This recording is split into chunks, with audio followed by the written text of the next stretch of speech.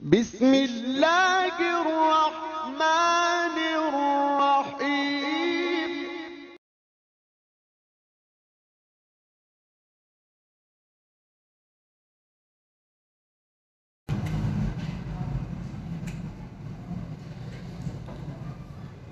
قال اللہ تبارک و تعالی قل لمن ما فی السماوات والارض قل للہ كتب على نفسه الرحمة ليجمعنكم إلى يوم القيامة لا ريب فيه الذين خسروا أنفسهم فهم لا يؤمنون۔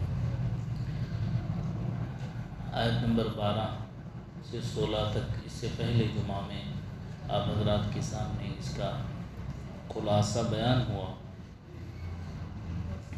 کہ جو لوگ نبی کریم صلی اللہ علیہ وسلم اور دوسرے رسولوں کا حق بات کے کہنے پر مذاق اڑایا کرتے تھے، ان کا انجام اللہ نے پچھلی آیتوں میں بتلایا کہ دیکھو دنیا میں چلو پھرو اور ان جھٹلانے والوں کا انجام دیکھو کہ ہم نے ان کو کیسے تہ و بالا کر دیا۔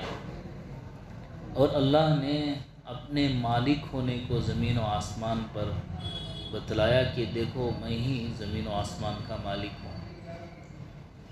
اور اللہ رب العزت نے اپنی صفات کو ذکر کیا اور نبی سے یہ بات کہلوائی آخر 2 آیتوں میں کہ آپ کہہ دیجئے اگر اپنے رب کا کہنا میں نہ مانوں تو ایک بڑے دن کے عذاب سے ڈرتا ہوں، قل انی اخاف ان عصیت ربی عذاب یوم عظیم۔ اور اسی طرح من یصرف عنہ یومئذ فقد رحمہ وذلک الفوز المبین، جس شخص سے اس روز وہ عذاب ہٹا دیا جائے گا اس پر اللہ تعالیٰ نے بڑا رحم کیا، اور یہ صریح کامیابی ہے۔ اس آیت میں یہ بات بتائی گئی ہے کہ جو آدمی اللہ کے عذاب سے ہٹا دیا گیا وہی کامیاب ہے۔ اور اب اپنے آپ کو نبی یہ کہہ کر پیش کر رہے ہیں کہ اگر نعوذ باللہ میں بھی نافرمانی کروں تو میں بھی نہیں بچ سکتا۔ اللہ کے کہنے پر نبی خود کہہ رہے ہیں انی اخاف، کہ میں اس بات سے ڈرتا ہوں ان عصیت، کہ میں جب اگر کوئی نافرمانی اللہ کی کروں تو مجھے بھی ایک بڑے دن کے عذاب سے ڈرنا ہوگا، میں بھی بچ نہیں سکتا۔ اس کا مطلب یہ ہے، اور کون بچ سکتا ہے اس دن؟ جس دن اللہ رحم کرے تو وہی بچ سکتا ہے، اور یہی کامیابی ہے۔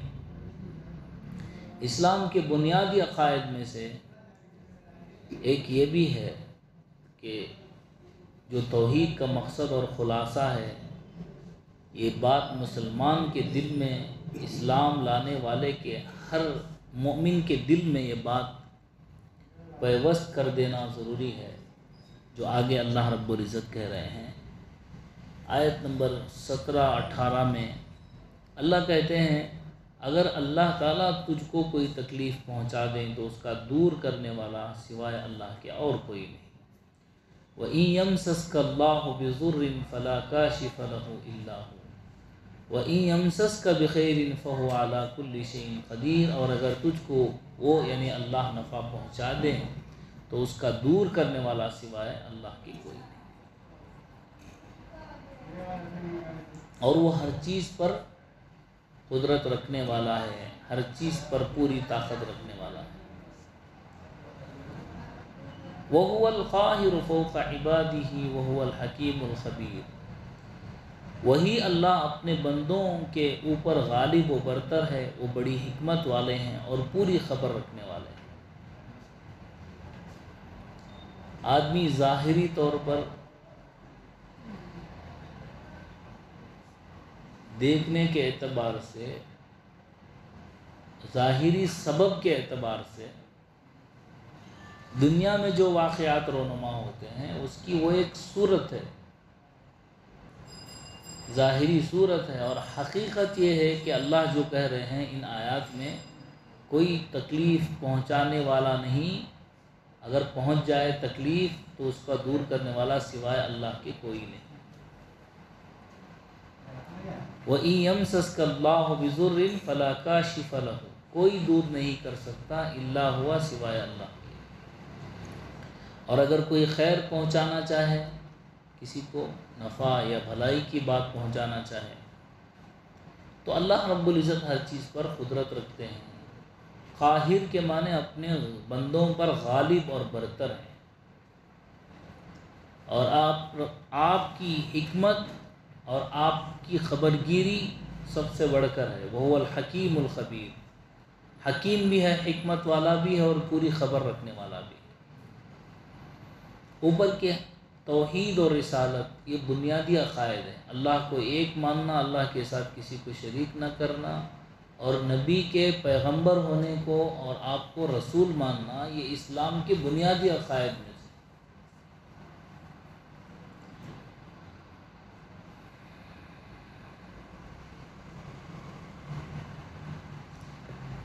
یہ جو مشرکین تھے وہ اللہ کے نبی کو نبی ماننے سے انکار کرنا ان کا اصل مقصد تھا، اور اس کے ساتھ ساتھ جو اللہ کے نبی کا پیغام تھا اس کو ماننے سے۔ اصل دشمنی یہاں سے تھی، ہم آپ کو نبی نہیں مانتے۔ تو اللہ اسی بنیاد پر یہاں کہہ رہے ہیں، یہ جو اوپر سے بات ہوئی کہ رسولوں کا مذاق اڑایا گیا، رسولوں کو جھٹلایا گیا، اور رسولوں کو کاہن جادوگر کہا گیا، ہر بات پر دلیل پوچھی گئی کہ آپ کے پاس فرشتہ آتا ہے تو ہمیں بتائیں کہ کون فرشتہ ہے، کیوں آتا ہے۔ آپ کے پاس کتاب آتی ہے تو بتائیں کہ کیا کتاب ہے، کیوں آئی ہے، کیا ہے۔ یہ جو بار بار کفار کی طرف سے، مشرکین کی طرف سے آپ کو نہ ماننے کی بات ہو رہی تھی رسولوں کی، وہی بات اللہ رب العزت اسی کے زمرے میں یہ تمام باتیں کہہ رہے ہیں کہ اگر میں ایسا کروں کہ آپ کو غلط بات بتاؤں تو یہ تو اللہ کی نافرمانی ہوگی، میں اگر جھوٹ کہوں تو اللہ کی نافرمانی ہوگی، تو اس سے میں بھی نہیں بچ سکتا، کوئی اور بچے یا نہیں، میں تو بچ نہیں سکتا۔ یعنی کہ نبی کی خود ذات اگر اپنے آپ کو رکھ کر کہہ رہے ہیں کہ میں بھی نہیں بچ سکتا، تو معلوم ہوا کوئی بھی اللہ کے عذاب سے نہیں بچ سکتا۔ اور اس عقیدے کو پیوست کرنے کے لیے اللہ کہہ رہے ہیں کوئی نہیں ہے خیر کا پہنچانے والا سوائے اس کے، نقصان کا پہنچانے والا سوائے اس کے، اور وہ اپنے بندوں پر پوری خبر رکھتا ہے، حکمت والا بھی ہے، خبر ہے، باخبر ہے۔ اللہ آگے کہتے ہیں قُلْ أَيُّ شَيْءٍ أَكْبَرُ شَهَادَةً، اس لیے کہ کفار مکہ یہ بھی کہتے تھے کہ آپ کے علاوہ کوئی اور نہیں ملا رسول، آپ کو ہی رسول بنا کر بھیجا گیا۔ اٹھائیے، السلام علیکم، خیریت حضرت؟ جی ماشاء اللہ۔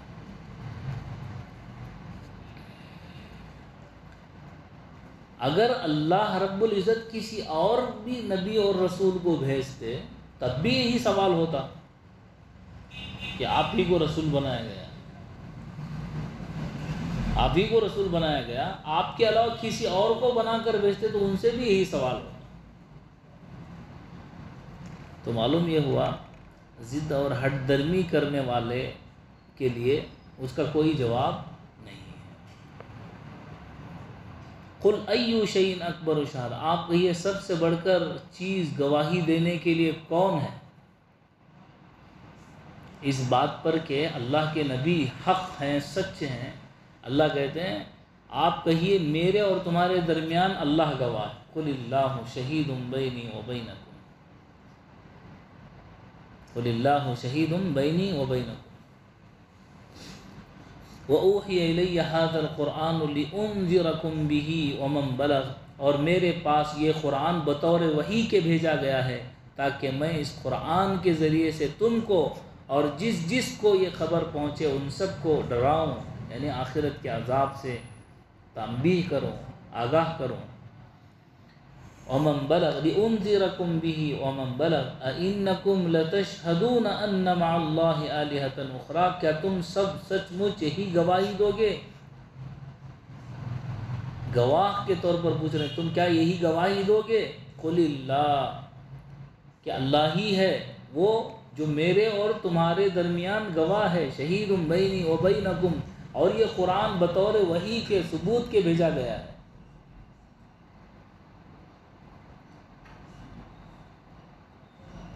بعض صحابہ اللہ رب العزت جہاں جہاں قسم کھاتے ہیں، یہ تو محبت کی بات ہے کہ آدمی جو ہے اب اپنے اللہ اور اپنے رسول سے محبت کرتا ہے تو ان کی بات کو بھی سچا مانتا ہے۔ ایک صحابی کہنے لگے کہ اللہ رب العزت جو قسم کھا رہے ہیں، کون ایسا آدمی ہے جو میرے اللہ کی بات کو نہیں مانتا؟ یہ اللہ قسم کھا کر کہنا پڑ رہا،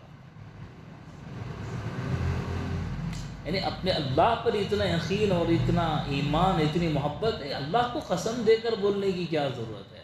اللہ تو اللہ ہے، رب ہے، وہ کہہ دے تو بس، اس کو قسم دے کر زور سے کہنے کی بات کیوں پڑ رہی ہے؟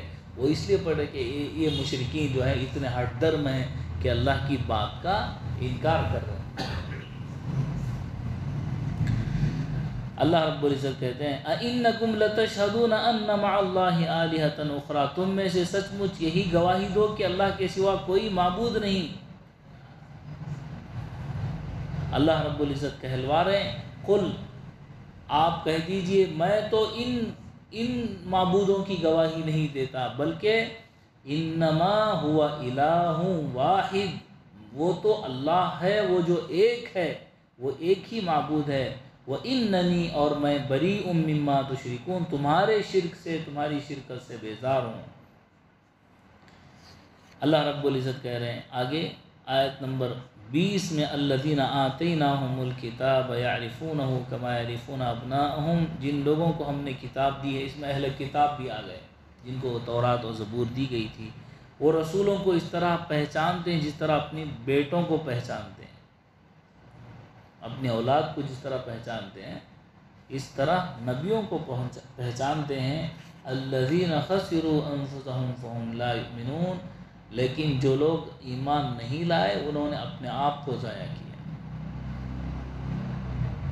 اپنے آپ کو ضائع کیا، اس لیے کہ کسی کا ایمان نہ لانا اللہ کو نقصان نہیں پہنچا سکتا، کسی کا تہجد گزار بن جانا اللہ کو نفع نہیں پہنچا سکتا، یعنی اللہ کی کبریائی میں، اللہ کی عزت میں کوئی اضافہ نہیں ہوگا کہ ساری دنیا میں لوگ متقی پرہیزگار ہوں۔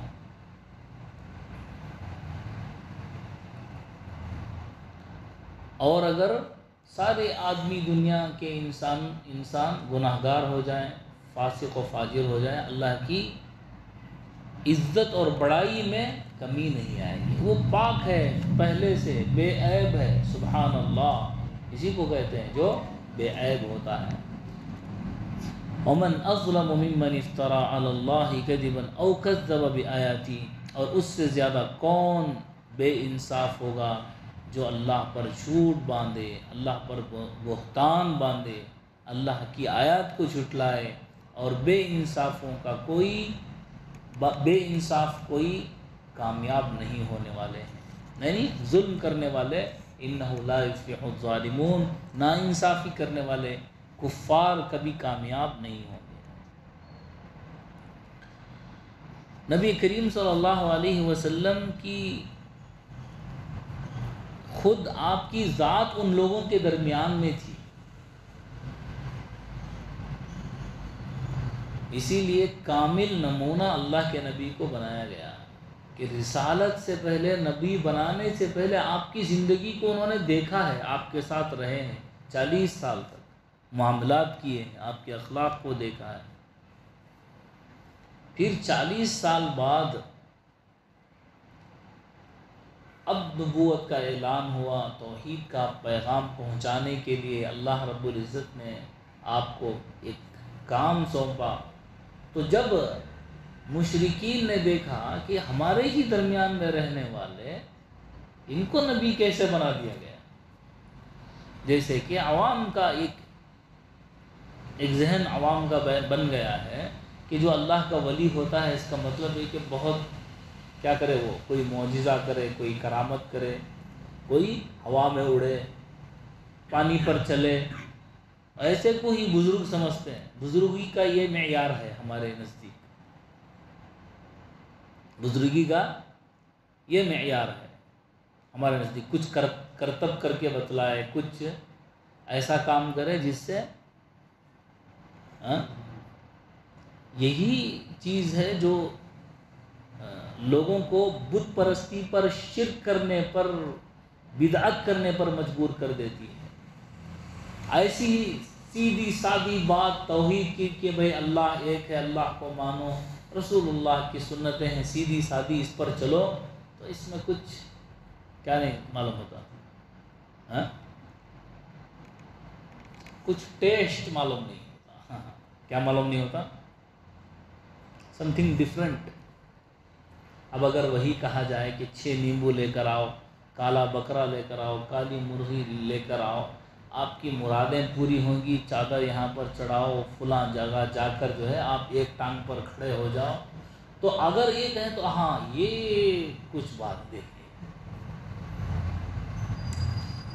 سیدھی سادی بات ہے۔ اللہ کے نبی کی ساری زندگی مشرکوں کے سامنے ہے، بھئی کہہ رہے ہیں کہ اللہ کو ایک ماننا ہے، میں سچا نبی ہوں، یہ قرآن کریم اس کی کتاب اللہ کی، یہ بطور ثبوت کیا ہے، اور میرے پاس فرشتہ آتا ہے تو لوگ طرح طرح کی باتیں کر رہے ہیں، یہ کہہ رہے ہیں کہ اگر آپ مال چاہتے ہیں تو ہم مال جمع کر کے دے دیں گے، سارے عرب کی سرداری چاہتی ہے تو دے دیں گے۔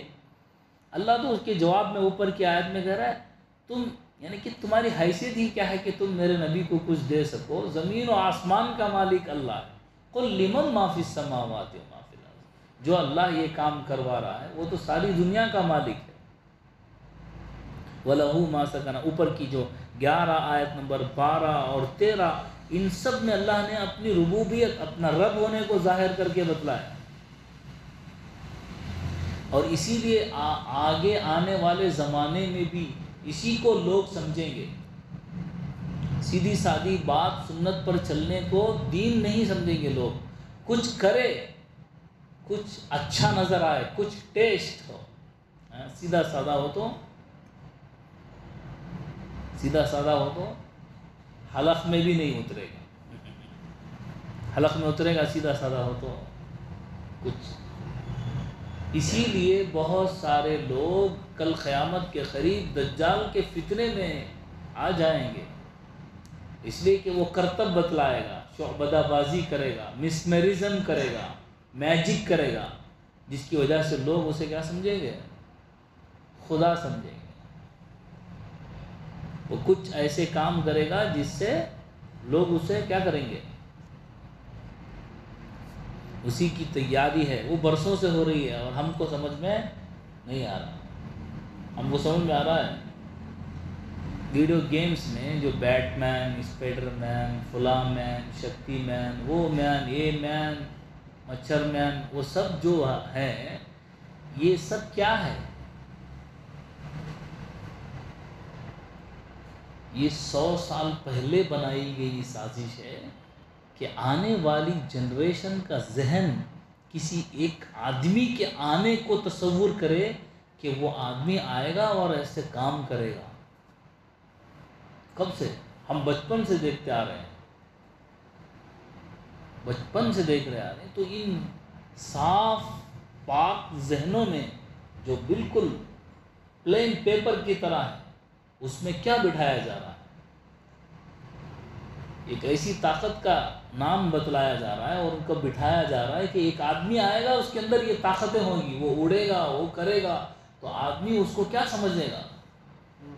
اپنا مسیحا سمجھے گا، مددگار سمجھے گا، اور جب صحیح معنوں میں دجال کی آمد ہوگی تو کامن ہوگا، اسی کو کوئی نہیں۔ یہ تو ہم دیکھتے آئے ہیں، یہی وہ چیز ہے جس کو ماننا ہے۔